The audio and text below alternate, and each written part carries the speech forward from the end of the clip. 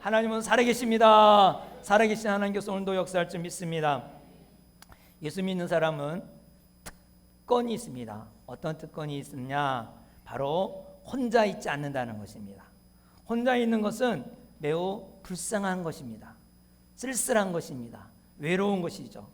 어떠한 기쁨이 있을 때, 어떠한 슬픔이 있을 때 같이 얘기할 사람이 없다는 것은 얼마나 쓸쓸하고 비참한지 모릅니다. 어떤 분들을 가만히 보면 쓸쓸한 게 보이는 것이 있어요. 혼자 사시는 분, 외롭게 이제 애들이 다 합격하고 또 이제 손주도 합격하고 아니면 이제 혼자 사시는 분 있잖아요. 그래서 가만히 아파트에서 앉아갖고 밖을 내다보죠. 너무나 정말 초라하게 쳐다봐요. 내가 젊었을 때는 저렇게 활동했는데, 그래서 내가 늙었고 이렇게 꼼짝달싹 못하게 앉아 있어야 하는 그러한 그 마음이 너무 섭해갖고 막 울고 애통하고 그러고 있어요. 또 왕따를 당하여 학교 갔는데 아이들이 같이 어울려주지 않을 때 너무 가슴이 아파갖고 집에 와서 막 땅을 치고 우는 아이들이 있어요. 나 학교 다니기 싫다고, 애들이 나를 놀아주지 않는다고. 또 직장에서도 보면 직장 상사가 얼마나 스트레스를 주는지 막 일을 잘 못하니까 왜 이렇게 일을 개떡같이 하느냐, 그러니까 뭐라 그래요? 개떡같이 시키니까 개떡같이 하죠. 그러면서 혼자 이게 눈물을 흘리면서 훌쩍훌쩍하는 그 만화 장면을 어저께인가 그저께인가 아마 신문에 있는 거 봤어요. 너무나 혼자 있는 것은 외롭고 쓸쓸하고 힘든 일입니다. 그러나 우리 예수 믿는 사람은 슬픔이나 기쁨이나 항상 들어줄 수 있는 분이 있습니다. 외롭지가 않습니다. 바로 우리의 모든 것을 들어주실 분은 바로 성령님이십니다. 성령님은 인격체이십니다. 바로 우리 사람과 사람이 대화하듯이 우리의 모든 소리를 들으시고 나의 마음과 나의 감정까지도 이해해 주실 분이 바로 성령님이십니다. 그래서 성령님을 보혜사라고 합니다. 보혜사. 이 보혜사는 보호할 보, 은혜로울 해, 선생사. 그래서 이 헬라어 원어에는 도움을 주기 위해서 부름받은 자, 도움을 주기 위해서 부름받은 자라 이렇게 말하고 있습니다. 떨어지네.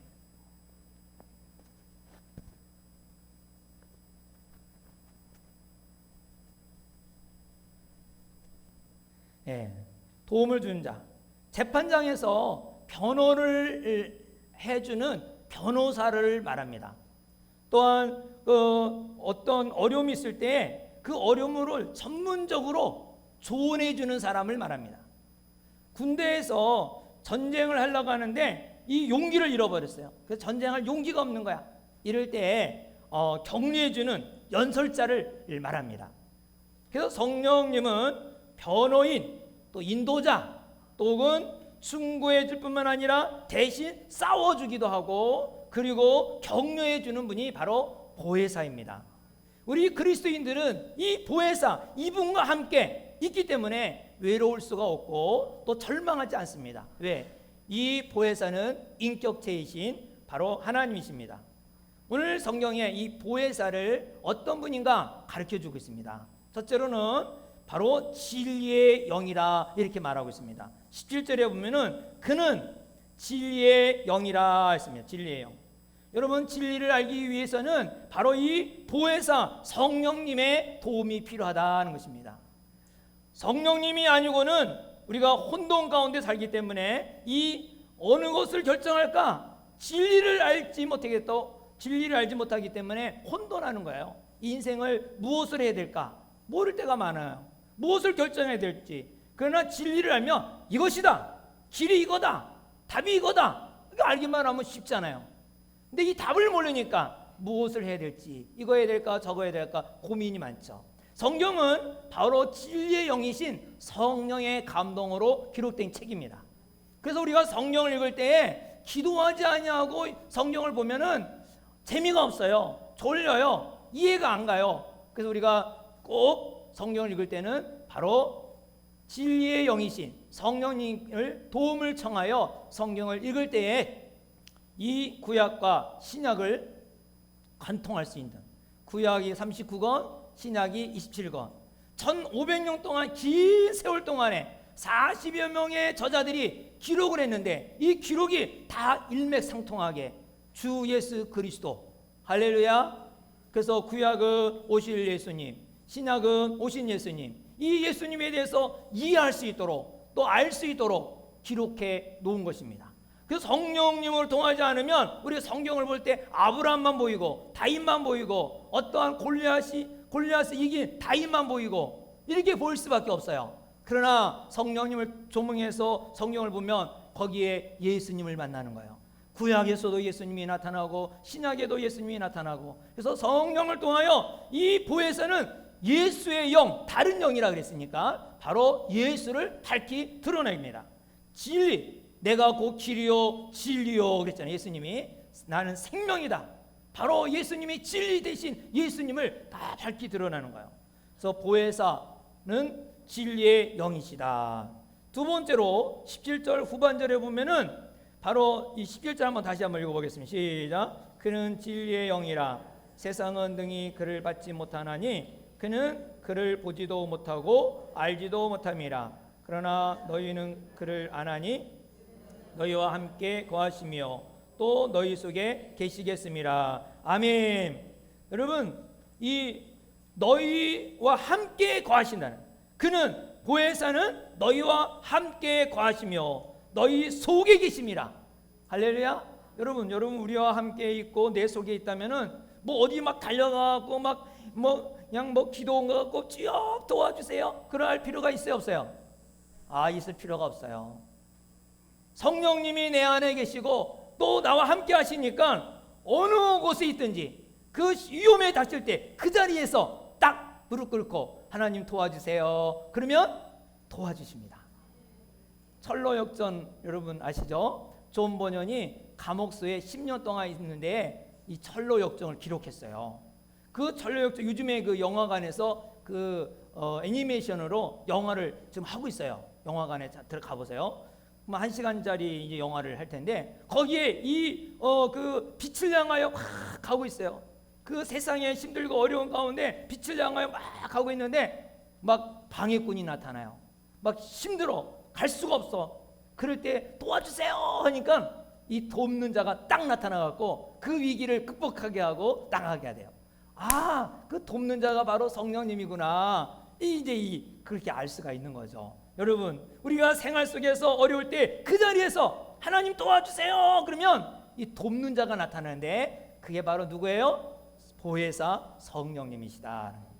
또 세 번째로는 보혜사는 어떤 분이냐? 16절에 보면은 내가 아버지께 구하겠으니 내가 또 다른 보혜사를 너희에게 주사 영원토록 너희와 함께 있게 하리니.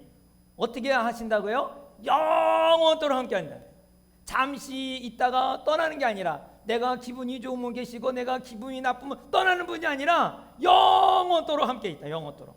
보혜사는 들어왔다 왔다 갔다 하는 분이 아니라 영원토록 함께 계신다. 구약에는 그렇지 않았죠. 구약에는 사울이 성령님에서 예언도 하고 큰 일도 했어요. 사울 왕이. 그러다가 어느 날은 악신님이 있죠. 악신님이 있는데 거기 성령이 있겠어요? 그러니까 왔다 갔다 하는 사역적인 면에서 있죠. 그래서 다윗도 그랬어요. 하나님 주의 영을 떠나지 않게 하여 주옵소서라고 기도를 했어요. 그러나 이 구약과 신약은 완전히 달라요. 제사법만 달라지는 게 아니에요. 우리 죄 사함이 제물을 바치고 안 바치고 그것만이 아니에요. 완전히 구약과 신약이 완전히 달라. 그것을 벌써 하나님께서 에레미야를 통하여 다르다는 것을 예언해 놨고 예수님 오신 이후에 그 다른 증거가 나타난 거예요. 자, 에레미야에서 보겠습니다. 우리 한번 찾아보겠습니다. 에레미야 31장 31절부터 34절을 보겠습니다. 에레미야 31장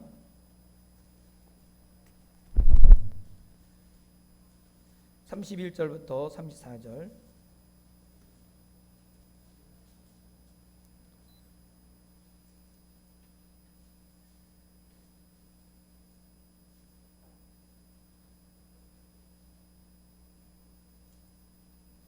같이 함께 시작. 여호와의 말씀이라. 보라, 날이 이르르니 내가 이스라엘 집과 유다 집에 새 언약을 맺으리라. 거기 새 언약에다가 줄을 하나 켜놓았어요. 새 언약을 맺으겠다요. 새 언약. 어떤 새 언약인가? 자, 32절 시작. 이 언약은 내가 그들의 조상들의 손에 잡고 애굽 땅에서 인도하여 내던 날에 맺은 것과 같지 아니할 것은 내가 그들의 남편이 되었어도 그들이 내 언약을 깨뜨려라. 여호와의 말씀이라. 여러분, 하나님께서 이스라엘 백성들을 손을 잡고 애굽에서 인도해 주셨어요. 손을 잡고. 그리고 그러면서 이제 언약을 맺은, 너희들이 이렇게 하라 하고 언약을 줬는데, 남편이 되면서까지, 남편이 여러분 그 아내를 위해서, 가족을 위해서 얼마나 애를 씁니까? 그러면서까지 이 이스라엘 백성들을 도와주면서 언약을 맺었는데, 그 언약을 그들은 깨뜨렸다는 거예요. 파괴했다는 거예요. 그래서 33절 시작. 그러나 그날 후에 내가 이스라엘 집과 맺은 언약은 이러하니 곧 내가 나의 법을 그들의 손에 두며 그들의 마음에 기록하여 나는 그들의 하나님이 되고 그들은 내 백성이 될 것이라. 여호와의 말씀이라. 할렐루야. 그들의 손에 두고 그들의 마음에 기록한대. 마음에. 이제는 어떠한 종이나 어떠한 그 돌에 새기는 것이 아니라 마음에 새기겠다는, 마음에. 할렐루야. 우리의 마음에 새긴다는 거 아까 말씀 읽은 대로 무엇입니까? 성령이 내 마음에 함께 계신다. 너희 안에 거하시겠다는 거잖아요. 그래서 이 34절 시작. 그들이 다시는 각기 이웃과 형제를 가리켜 이르기를 너는 여호와를 알라 하지 아니하리니 작은 자로부터 큰 자까지 다 나를 알기 때문이라. 내가 그들의 악행을 사하고 다시는 그 죄를 기억하지 아니하리라. 여호와의 말씀이라. 할렐루야. 이제는 뭐 여호와를 알라고 하지 않아도 돼. 왜? 내 안에 계시니까. 이 안에 계시는 거야. 함께 계시고 이 안에 계시기 때문에 스스로가 알아요. 나와 하나님이 어떤 분이라는 것을 스스로 알게끔 돼 있다는 거야. 스스로 알게 했다. 누가 가르쳐서가 아니라 스스로 알게 하신다는 거예요. 자, 그걸 이제 우리 빌립보서 2장 13절에 보면은 너희 안에서 행하시는 이는 하나님이시니 자기의 기쁘신 뜻을 위하여 너희에게 소원을 두고 행하시게 하시나이니. 여러분, 구약과 신약의 차이점이 있는데, 구약은 내가 계명을 지켜야 돼요. 내가 지키지 않으면 저주받고 버림받고, 지키면 복을 받는 거예요, 구약 자체가. 근데 신약은 내가 지킬 수 있는 게 아니에요. 누가 지키냐면이 하나님이 지켜주시겠다는 거예요. 너희 안에 행하시는 누구나 하나님이시니. 너희 속에 행하시는 분 하나님이시니. 왜? 하나님이 내 안에 계시니까. 성령님이 내 안에 계시니까. 그 안에서 행하시는 분이 하나님이시니 자기의 기쁘신, 하나님의 기쁘신 뜻을 위하여 너희에게 소원을 주고 나에게 소원을 주고 그것을 행하게 하신다는 거예요. 그러니까 하나님이 책임이 있는 거죠. 하나님이 행하신다는 거예요. 그래서 우리 성령님이 우리 안에 들어오시면 그때부터 성령님은 떠나신다, 안 떠나신다? 안 떠나신다. 안 떠나신다는 거예요. 자, 이 말을 들은 제자들이 얼마나 큰 위로가 되었어요. 바로 다른 보혜사를 너희에게 주겠다. 이 다른 보혜사라는 말, 다른이라는 말은 부정적인 다르다 그런 게 아니에요. 또 하나의 영, 그 예수의 영이죠. 왜냐하면 예수님이 하늘로 올라가시니까 육체적으로 다시 만날 수가 없잖아요. 그러니까 다시 예수의 영인 보혜사를 너에게 보내주겠다는 것입니다. 그래서 이 보혜사는 예수의 영이에요. 바로 예수님을 다른 영으로 나타난 분이 바로 성령님이에요. 성령님이 우리 삶 가운데 들어오셔서 영원히 함께하겠다, 영원히 살겠다, 이 말이죠. 할렐루야. 이 성령님이 내 안에 계시면 얼마나 기쁘겠어요. 외롭지 않고 쓸쓸하지 않고 하나님이 내 안에 계신 거니까 그 하나님이 역사할 줄 믿습니다. 자, 그래서 네 번째로는 성령님은 우리들은 보이는데 밖에 세상 사람들은 보이지 못한다는 거예요. 보이지 않는다는, 17절에 그랬죠. 그는 진리의 영이라 세상은 능히 그를 받지 못하나니 이는 그를 보지도 못하고 알지도 못함이라. 그러나 너희는 그를 아나니 그는 너희와 함께 거하시며 또 너희 속에 계시겠습니다. 할렐루야. 세상은 나를 보지 못하지만 너희는 볼 수 있다는 거야. 너희는 알겠다는 거죠. 여기서 우리가 삼위일체 교리가 나오죠. 바로 하나님이신 성부, 성자, 성령은 인격체이세요. 인격체. 그렇기 때문에 그분이 우리 안에 거하시면서 우리와 함께 하시고 일하시고 역사하십니다. 성령님이 있는 곳에 누가 있는 거예요? 예수님이 계신 것이죠. 성령님이 있는 곳에 하나님이 계신 것이죠. 그래서 하나님이 계신 곳에는 곧 예수님이 계신 것입니다. 그래서 오늘 18절에 보면 이런 말을 해요. 내가 너희를 고아와 같이 버려두지 아니하고 너희에게 오리라. 자, 예수님이 하늘로 올라가시고 다시 너희에게 오리라는 거예요. 오리라. 이게 뭐냐면 바로 성령님을 보내주겠다는 약속으로 성령으로 오시겠다는 거죠. 19절에 조금 있으면 세상은 나를 다시 보지 못할 것이로되, 왜냐하면 예수님이 세상을 떠나시고 하늘로 올라가시니까 이 세상 사람들은 보지 못하는 거예요. 그러나 너희는 나를 보리니 이는 내가 살아있고 너희도 살아있겠음이라. 살아있는 사람은 본다는 거죠. 예수님은 죽은 지 3일 만에 부활하셔서 하늘로 올라가셨지만 다시 오신 분이 바로 보혜사 성령이거든요.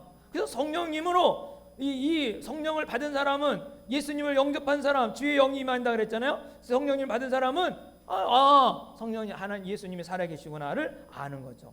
자, 20절에 그날에는 내가 아버지 안에 너희가 내 안에 내가 너희 안에 있는 것을 너희가 알리라. 이거 뭐 아버지 성부 하나니 또 성자 하나니 또 성령 하나니, 이게 그냥 같이 이렇게 역사하셔서 또 알게 된다는 거예요. 왜 세상 사람들은 보지 못하는데 제자는 예수님을 볼 수 있을까요? 하나님 볼 수 있을까요? 그것은 보혜사 성령님은 어떤 사람에게 보이는 거니? 사랑하면 보인다는 거예요. 할렐루야. 예수님은 사랑하면 보입니다. 자, 21절을 한번 볼까요? 21절 시작. 나의 계명을 지키는 자라야 나를 사랑하는 자니, 나를 사랑하는 자는 내 아버지께 사랑을 받는 것이요 나도 그를 사랑하여 그에게 나를 나타내리라. 그에게 나타난다는 것은 볼 수 있다는 거예요? 보지 못한다는 거예요? 볼 수 있다는 거예요. 볼 수 있다는 거예요. 우리의 신앙생활을 할 때마다 가끔가다 하나님 보여주세요. 물론 우리가 기도 응답을 받다 할지라도 어려울 때, 힘들 때, 또 막연할 때 하나님 보여줬으면 좋겠다 이렇게 하잖아요. 자, 하나님 볼 수 있어요? 없어요? 예, 있다는 분도 있고 대답을 못하는 분도 있어요. 근데 오늘 설교 제목이 뭐예요?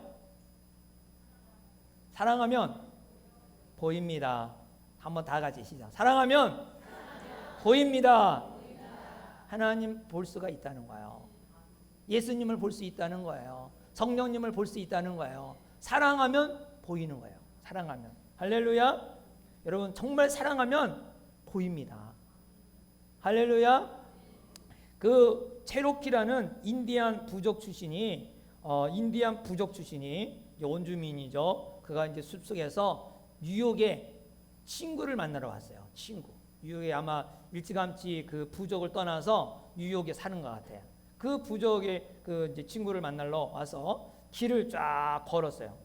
그 길이 뭐 뉴욕시가 그렇잖아요. 얼마나 복잡해요. 그 맨하탄에 있는 빌딩 보면 월가에 있는 빌딩들 얼마나 높고 사람들이 바글바글하고 그렇죠. 차는 쌩쌩쌩 달리고 막 그러게 둘이서 이렇게 걸어가는데 이 인디안 첼로키가 말하기를 귀뚜라미 소리가 들린다 하는 거예요. 아니 도시 속에서 귀뚜라미 소리가 들려? 아무리 찻소리는 들리는데 안 들리는데 들린다는 거야. 나 따라오라고. 그래서 도로를 가다가 그 도로를 이 차도를 뛰어넘어서 그 다음 도로에 이렇게 세면으로 이렇게 만든 그 화분이 있었어요. 거기에 나무가 있었는데 그 나무 밑에가 이렇게 풀이 좀 우거져가 있었어요. 풀이 안 뽑았나 봐요. 근데 거기를 이렇게 헤쳐보니까 거기에 귀뚜라미가 있는 거예요. 이 뉴욕에 사는 친구는 귀뚜라미 소리를 못 들었는데 바로 이 인디안 부족 출신은 귀뚜라미 소리를 들은 거예요. 그래서 뉴욕 친구가 말했어. 야, 너는 아마 저기 그 산속에서 살기 때문에 그 소리가 잘 들리는 거다. 그렇게 말했어요. 아니야. 그게 아니야. 잘 들어봐. 그러면서 자기 인디안 부족 출신이 자기의 호주머니에 있는 동전을 꺼내갖고 길에다가 딱 던졌어요. 그랬더니 쨍그랑 하니까 지나가는 도시 사람들이 다 그 소리를 듣고 다 거기 쳐다보는 거야. 이거야. 이 도시 사람들은 돈을 사랑하기 때문에, 그 돈을 사랑하기 때문에 바로 돈 소리에 귀를 기울여서 바로 돈 소리는 잘 들리는 거야. 그러나 귀뚜라미 소리를 못 듣지. 이 친구가 그때서 알았어. 사랑하면 보이는구나. 사랑하면 보이는 거야. 할렐루야. 여러분, 돈을 사랑하면 돈 버는 소리 그러면 반짝 눈이 뜨고 그 소리에 아주 귀를 기울여요. 여러분, 하나님 사랑하면 하나님 소리만 들면 아예 만세를 지쳐놓고 거기에 귀를 기울여요. 할렐루야. 그래서 예수님을 사랑하는 것은 바로 예수님을 볼 수가 있는 것입니다. 우리가 전도하다 보면은 안 믿는 사람들이 막 이 뉴스를 듣고 기독교인들은 나쁜 놈이라고, 사기꾼이라고, 아주 막 위선자라고, 도둑놈이라고 막 비난을 해요. 막 열을 토해. 근데 여러분, 그 사람들이 왜 그럴 수밖에 없어요? 여러분들도 아마 교회를 안 다닐 때는 맨날 교회 다니는 사람은 도둑놈, 나쁜 놈, 위선자 그렇게만 들릴 거, 그렇게만 보일 거예요. 그러나 내가 예수님을 믿고 예수님을 사랑하고 교회를 딱 와보면은 그래 안 그래요? 그래 안 그래요? 네, 안 그런 사람이 더 많아요. 그런 사람도 없잖아요. 있겠죠. 그러나 정말 예수님을 사랑하고 예수님을 믿는 사람을 보니까 바깥에서 예수님을 사랑하지 않고 보는 것과 사랑하고 본 것과 달라요. 100%는 아니겠죠. 왜? 예수님의 12제자 중에 한 사람도 가룟 유다가 있으니까. 그러나 일반적으로 보면 예수님을 사랑하면 예수님을 너무 사랑하는 사람, 얼마나 신실한 사람이 많은지 몰라요. 그냥 도와주고 퍼주고 그냥 자기의 모든 것을 어떻게든 도와주지 못해서 안달을 내면서 도와주는 그 예수님의 삶을 실천하는 사람들이 얼마나 많은지 몰라요. 왜? 예수님을 사랑하면 예수님의 그 모습을 이제 보게 되는 거예요. 사랑이 없어서 안 보이는 거죠. 예수님을 영접하고 또 교회를 안에 들어와 보니까 정말 신실한 사람이 참 많이 있구나를 보게 됩니다. 여러분, 사랑하면 보입니다. 할렐루야. 예수님을 보기 원한다면 예수님을 사랑하기 바랍니다. 이 본다는 것은 육의 눈으로만 본다는 것이 아닙니다. 여러분, 바람 부는 날 집안에 있으면 바람 부는 걸 알아요, 몰라요? 안에 있으면 잘 몰라요. 그러나 창문을 딱 내다보면은 바람 부는 거 알아요. 눈에 보이진 않지만은 바람이 나뭇가지가 이거 전조 소리가 왔다 갔다 하고 막 그런 거 보면 바람이 얼마나 부는지 보는구나. 그렇죠? 바람이 세게 부는 것을 알 수가 있어요. 그것처럼 성령님을 본다, 하나님을 본다, 예수님을 본다는 말은 이 눈으로 보는 것이 아니라 정말 그 증거를 본다는 것, 증거. 이 증거를 본다는 말은 성령님이 나와 함께 하신다는 걸 감지하고 그것을 느끼는 것이죠. 느끼는 거예요. 영어 여러분 아시면 다 알겠지만은 IC는 뭐예요? 나가 본다 그러잖아요. 내가 보는 것이다. 근데 그 사실은 내가 본 대로 기초 용어죠. 일상생활 용어는 뭐라 그래요? 안다. 내가 알아. 알았어. IC 그러잖아요. 알았어. IC. 본다는 것은 바로 뭐냐면 감지한다는. 느낀다는 거예요. 알게 된다는 거예요. 하나님은 살아계십니다. 하나님이 살아계신 것을 경험하고 체험할 수 있는 분이 여러분이 되기를 바랍니다. 바로 사랑하면 하나님을 볼 수가 있고 사랑하면 예수님을 볼 수가 있습니다. 내가 하나님을 사랑하는지 안 사랑하는지 그럼 어떻게 알 수가 있을까요? 사랑하는지 안 사랑하는지는 바로 15절 읽어볼까요? 15절 시작. 너희가 나를 사랑하면 나의 계명을 지키리라. 사랑하는 사람은요 하나님의 계명을 지킨다는 거예요. 하나님 말씀대로 살아간다는 거예요.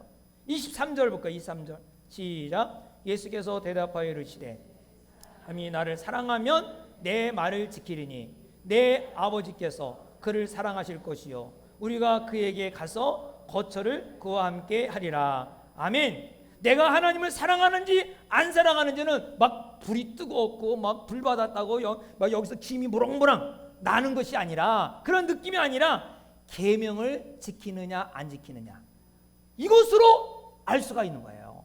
내가 정말 하나님을 사랑한다. 계명을 지키는 거예요.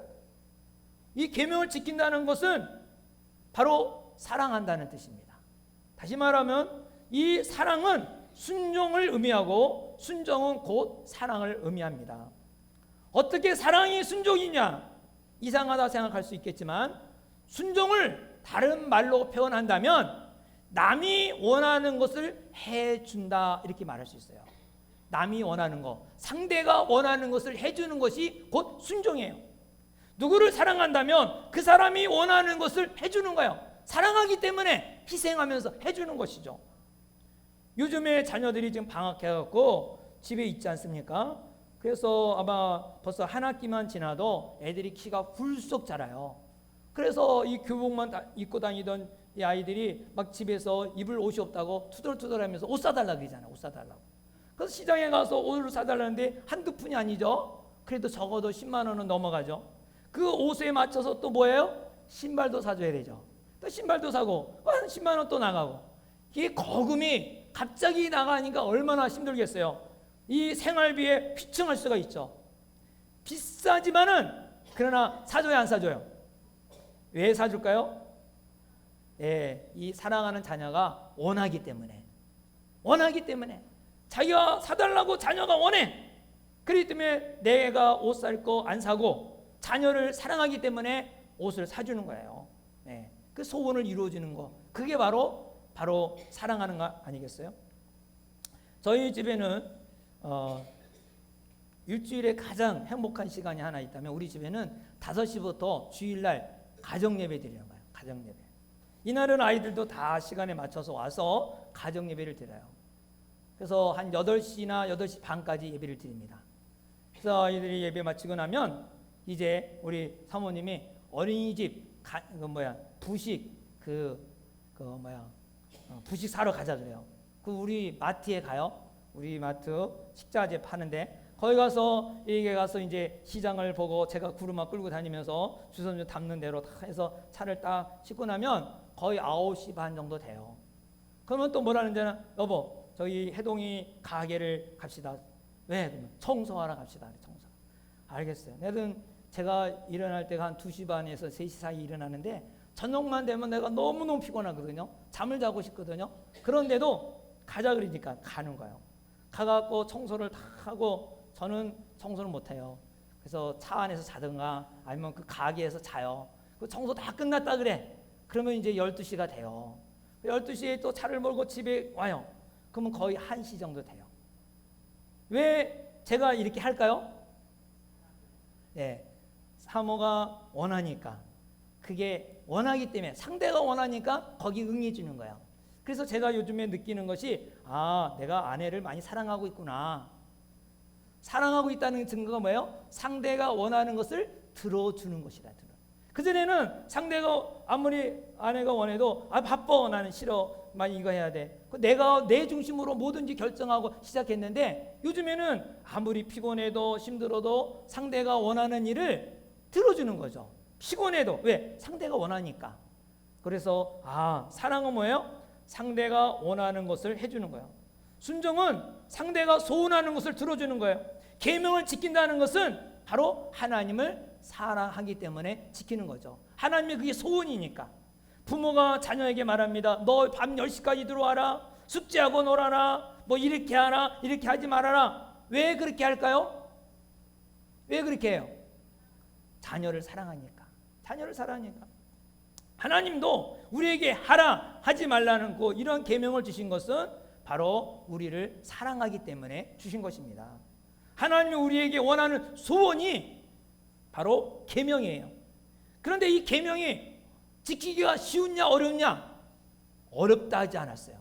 성경은 계명 지키는 게 어렵지 않다.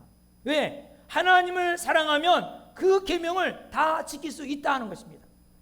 하나님께 순종한 것이 한다면 바로 하나님께 순종하고 있다면 곧 사랑하는 증거입니다. 하나님을 깊이 사랑하시고 하나님을 만나는 성도가 되기를 주의 이름으로 축원합니다. 어떤 분은 나는 예수님을 영접도 안 했는데 하나님에 대해서 관심도 없는데 어떻게 하나님을 사랑하느냐 하는 분이 있죠. 분명히 성경에는 하나님을 사랑하라고 했지 좋아하라고 하지 않았어요. 좋아하라고 하지 않았어요. 순종하면서 살아야 돼요.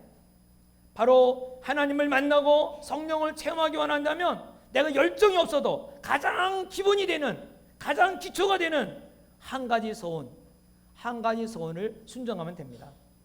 그게 사랑의 첫걸음이에요. 제일 먼저 할 것이 뭡니까?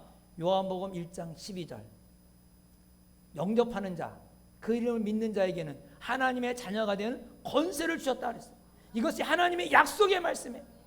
이 하나님의 약속의 말씀, 이 하나님의 약속의 말씀을 믿으면 바로 하나님의 자녀가 됩니다. 요한계시록 3장 20절 볼지어다 내가 문 밖에서 두드리노니 네가 마음을 열면 내가 들어가서 먹고 마시리라. 나의 인생의 주인이 되어주시겠다고 했어요. 예수님을 믿으면 인생의 주인이 되세요. 이것을 우리가 순종하고 예수님의 소원이기 때문에 이 순종한다면 다 누구나 하나님을 만날 수 있고 그리스도인의 삶이 시작이 되는 것입니다. 순종한다는 것은 모든 것을 다 순종한다는 게 아니에요. 여러분이 부모 말씀에 순종한다고 해서 다 들어요? 다 듣지는 않잖아요. 제일 진짜 기본적인 거, 제일 원하는 거 그것을 하는 거예요. 안 믿는 사람이 난 예수 믿자마자 난 신학교 갈 거야. 그거는 하나님 그런 거 원하지 않으세요. 하나님은 우리에게 원하시는 거 딱 한 가지예요. 한 가지. 지금 해야 할 거 한 가지 있어요. 그동안 해야 되는데 하지 않고 있는 거 그거 딱 한 가지 주님은 하기를 원하세요. 하지 않아야 되는데 그거 딱 한 가지 하지 않기를 원하세요. 그것만 하지 않아도 계속해서 행하고 있는 미루고 있는 것 그걸 한 가지 소원을 이룰 때 하나님은 함께 하신다는 것을 놀랍게 체험하게 되고 하나님 볼 수 있는 경험을 하게 되는 것입니다. 하나님은 많은 것을 원하지 않으세요. 지금 미루고 있는 것 계속해서 미루고 있는 것 그거 한 가지를 원하십니다.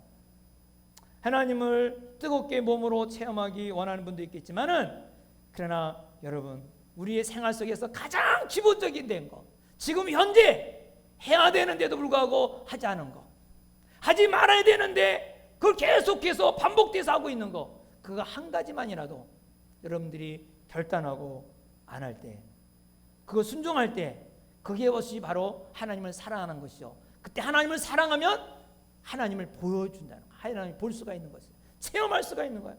하나님이 보여주면 나는 믿겠습니다. 아니에요. 먼저 순종부터 해야 돼요. 순종하면 하나님은 보여주세요.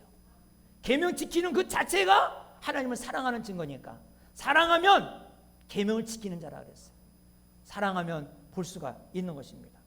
하나님을 깊이 체험하고 만나기를 원하신다면 오늘 이 시간에 결단하기 바랍니다. 한 가지 하나님이 원하시는 소원 그것을 순종하시기 바랍니다. 순종할 때 하나님은 일하십니다. 다 같이 눈을 감고 기도 한번 하겠습니다. 이 시간에 정말 마음속으로 한번 결심하시기 바랍니다. 지금까지 미룬 거 이거는 하지 말아야 되는데도 불구하고 계속해서 반복되고 또 반복되고 하는 사람 정말 늘 마음속에 눌려있는 것도 있을 것입니다. 그것 때문에 여러분 삶이 너무나 피폐해지고 화가 나고 짜증이 나고 그것을 해결하지 못했기 때문에 여러분의 인생에 참된 기쁨이 없는 것입니다. 오늘 이 시간에 그 한 가지를 순종하기 원하는 것입니다. 버릴 거 끊어버릴 거 그 한 가지를 순종하기를 원하십니다. 해야 됨에도 불구하고 하지 않는 거 이거는 나중에 해야지 자꾸 미루는 거 내 형편상 내 여건상 그러면서 계속해서 미루는 거 있다면 오늘 하기로 결단하기 바랍니다. 그때 하나님은 여러분을 보여주시고 그때 하나님이 역사하시는 것을 경험하게 하시고 하나님의 살아계심을 여러분이 눈으로 직접 체험할 수가 있는 것입니다. 여러분 인생에 하나님을 만나야만이 인생이 기쁘고 행복할 수가 있습니다.